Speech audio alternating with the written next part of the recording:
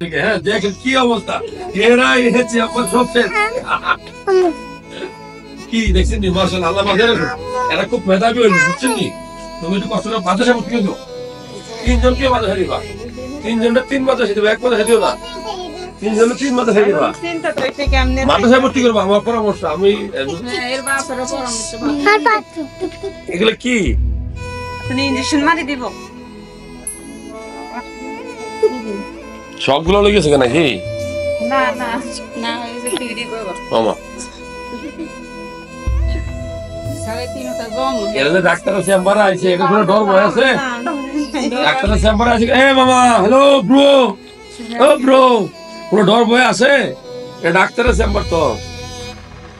হ্যাঁ ওই ডাক্তার আছে, কই বাবা বাবা কই কি দেখো, এটা কি ডাক্তারের চেম্বার না রঙ্গখানা? রঙ্গখানা ভয় লাগে না? ভয় লাগে না? ডাক্তাররা দেখে না বসে ভয় পায়? এর গাছ আছে, গা আছে।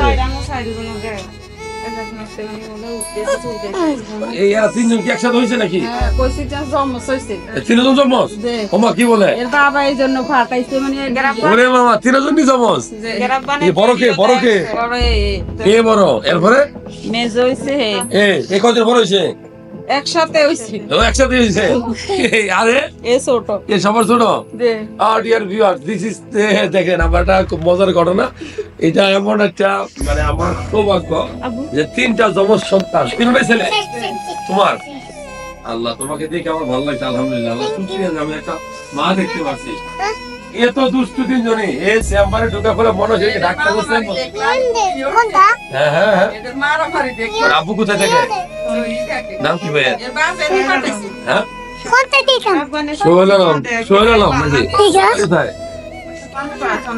আলপাড়া চন্দ্রপুর। যাই হোক, আচ্ছা ভাইকে সালাম দিল আমার পক্ষ থেকে। হ্যাঁ দেখেন কি অবস্থা, এরা এসেছে আমার সবচেয়ে